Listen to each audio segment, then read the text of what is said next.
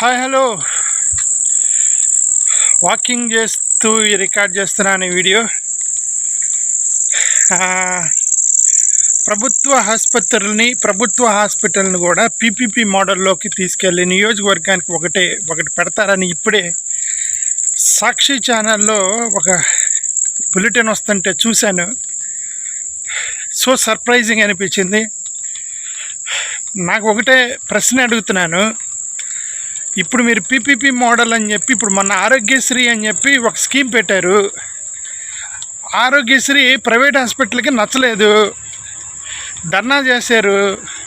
అంటే మేము ఆరోగ్యశ్రీని యాక్సెప్ట్ చేయము, మాకు బిల్లులు ఇవ్వలేదు, మీరు మాకు కరెక్ట్గా బిల్లులు చెల్లించట్లేదు, బిల్లులు ఇవ్వనప్పుడు మేము ఆరోగ్యశ్రీని ఇంప్లిమెంట్ చేయము అని ప్రభుత్వ ఆసుపత్రులు ఒక ప్రొటెస్ట్ మాదిరిగా చేయటంతో వేరే మార్గం లేక గతి లేక ఇప్పుడు ఆరోగ్యశ్రీని బీమా మోడల్లోకి తీసుకెళ్తామని, అదేవిధంగా ఆయుష్మాన్ అనేటువంటి కేంద్ర ప్రభుత్వం యొక్క స్కీమ్లో కలిపేస్తామని రకరకాల ఆలోచనలు వస్తున్నాయి. ఎందుకు వస్తున్నాయి? ప్రభుత్వ ఆసుపత్రులు కాకుండా ప్రైవేట్ ఆసుపత్రులు రేపొద్దున మీరు పీపీపీ మోడల్ అని చెప్పేసి ప్రభుత్వానికి మేము ల్యాండ్ ఇస్తాము, ప్రైవేట్ ఆసుపత్రి కట్టండి, కట్టి పేద ప్రజలకి మీరు సేవ చేయండి అని అన్నప్పుడు ఏదో కొద్ది తక్కువ ఖర్చుతో చేయాలి కదా వాళ్ళు. ఒకవేళ భవిష్యత్తులో ఇదిగండి మాకు గిట్టుబాటు అవ్వట్లేదు, మేము హాస్పిటల్లో మాకు డాక్టర్లకి ఎక్కువగా జీతాలు ఇవ్వాల్సి వస్తుంది, ప్రైవేటు మేము పేదోళ్ళకి మేము తక్కువ ఫీజుతో చేయలేమని, మాకు ఆర్థికంగా ఇబ్బంది అవుతుందని, అసలుకి ఈ మోడల్ మాకు వర్కౌట్ అవ్వదు అని ఒకవేళ ప్రైవేట్ ఆసుపత్రులు ప్రైవేట్ డాక్టర్లు మొత్తం అడ్డం తిరిగితే అప్పటికే మీరు ల్యాండ్ ఇచ్చేసి ఉంటారు, వాళ్ళు దాని మీద బిల్డింగ్ కట్టుకొని ఉంటారు. అప్పుడు మీరు కాంప్రమైజ్ అవటం తప్ప చేసేది ఏంటి? డాక్టర్లు అడ్డం తిరిగితే అంతే కదా. డాక్టర్లు మేము ట్రీట్మెంట్ ఇవ్వము అన్నారనుకోండి, ప్రభుత్వానికి అడ్డం తిరిగారనుకోండి, అప్పుడు ఏం చేస్తారండి? పీపీపీ మోడల్ అనేది కొన్ని సెక్టార్లోకి తీసుకురాకూడదు. ఏ సెక్టార్లోకి అయితే తీసుకొస్తే పేద ప్రజలు అన్యాయం అయిపోతారో, ఏ సెక్టార్లో అయితే పేద ప్రజలకి అన్యాయం జరిగిపోయిందో ఆ సెక్టార్లోకి అదే సెక్టార్లోకి దూకుడుగా పీపీపీ మోడల్ తీసుకురావడానికి ప్రయత్నం చేస్తున్నారు. ఆ రోజు జగన్మోహన్ రెడ్డి గారు నెత్తి నోరు కొట్టుకున్నారు. అరే పేదలకి పెత్తందారులకు యుద్ధం అంటే ఒక పంచ్ డైలాగ్ అనుకుని అందరూ అనుకున్నారు, ఏదో జగన్ గారు పంచ్ డైలాగులు కొడుతున్నారులే, పేదలకి పెత్తందారులకు యుద్ధం అని అనుకున్నారు ప్రజలు. ఇప్పుడు జరుగుతుంది అదే. పేదలకు సంబంధించిన ఎడ్యుకేషనల్ ఇన్స్టిట్యూషన్స్ని పీపీపీ మోడలు, విద్యకు సంబంధించి పీపీపీ మోడలు, రేపొద్దున ఎలాగూ వ్యవసాయ రంగం మీద కన్నుంది కార్పొరేట్ వ్యవస్థకి, దానికి కూడా మీరు వరి పంట వేసుకోవడానికి కూడా పీపీపీ మోడల్ పట్టుకొచ్చేస్తారు. ఇంకంతే. పేదలకి పెత్తందారులకి యుద్ధంలో ఎలక్షన్లో పేదలు ఓడిపోయారు. ఇప్పుడు రేపొద్దున పరిపాలన కూడా పేదలు ఓడిపోతారు. అంతే జరిగేది అదే. Finally the poor will lose always. Government ఆసుపత్రులకి పీపీపీ మోడల్ ఎలా వర్కౌట్ అవుతుందండి? ప్రైవేట్ వాళ్ళు అప్పటికప్పుడుగా ఇదిగో మీరు 20,000 ఫీజు కట్టండి, లేదంటే మేము ట్రీట్మెంట్ ఇవ్వము, మా గవర్నమెంట్ ఇచ్చిన డబ్బులు సరిపోవట్లేదు అని అడ్డం తిరిగితే ఆ రోజు ఏమైంది? పీపీపీ మోడల్ ఏమైంది? వాళ్ళని మనం ఏమైనా చేయగలమా? డాక్టర్లను ఏమైనా చేయగలమా? మనుషులు చచ్చిపోతారు అప్పటికే. Hospitals PPP model, educational institutions PPP model, even the food we eat also go for PPP model, no problem. అదేంటండి పోయి ఆరోగ్య వ్యవస్థ మీద పడ్డారు, నాకు అర్థం కాదు. మొన్నేమో డాక్టర్స్ ఎంబీబీఎస్ సీట్లకి సంబంధించి ఇన్ సర్వీస్లో ఉన్న డాక్టర్లకి కోటాని తగ్గించేశారు. ఇన్ సర్వీస్లో ఉన్న డాక్టర్ల కోటాని తగ్గించేశారు, ఇన్ సర్వీస్లో ఉన్న డాక్టర్స్ కోటాని తగ్గించారు. ప్రైవేట్ మెడికల్ కాలేజీలు అడ్మిషన్స్ దెబ్బపెట్టారు. ప్రైవేట్ మెడికల్ కాలేజీలకి అడ్మిషన్స్ లేవు ఈ సంవత్సరం.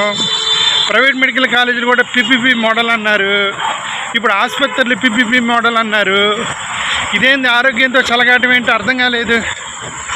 చూడండి మా అద్దంకి ఎంత బాగుందో. మా అద్దంకి అనే సిటీ చాలా బాగుంది.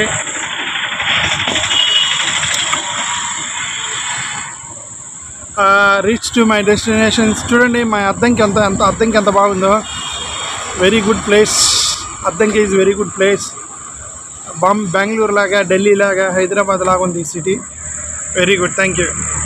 హాయ్, హలో, నమస్తే.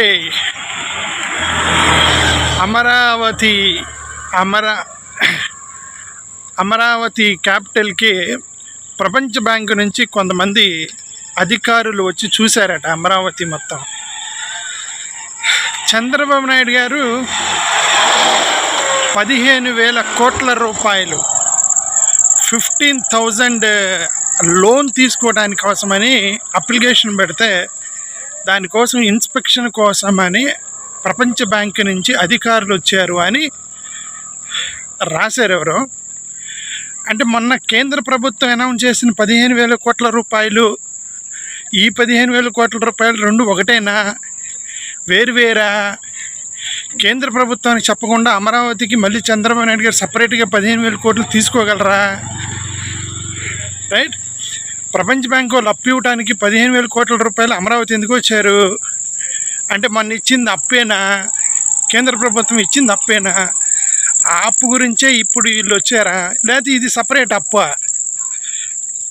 అనేది క్లారిటీ అయితే లేదు. నాకు తెలిసిన వరకు మన కేంద్ర ప్రభుత్వం అనౌన్స్ చేసిన 15,000 కోట్ల రూపాయల అప్పు, ఇప్పుడు ప్రపంచ బ్యాంకు వాళ్ళు అమరావతి ఇన్స్పెక్షన్ కోసం వచ్చిన అప్పు రెండు ఒకటే అని నేను అనుకుంటున్నాను. ఎందుకంటే ఆంధ్రప్రదేశ్ అప్పు అనేది కేంద్ర ప్రభుత్వం చెప్పకుండా అమరావతి మీద తీసుకోలేదు 15,000.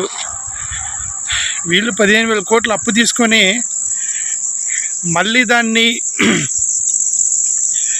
కేంద్ర ప్రభుత్వం గ్రాంట్గా చూపించుకోవడానికి మరి ఏదో ప్రయత్నం అయితే జరుగుతుంది. ఇంకొకటి దాంట్లో ఇంకోటి కూడా చూసాను నేను.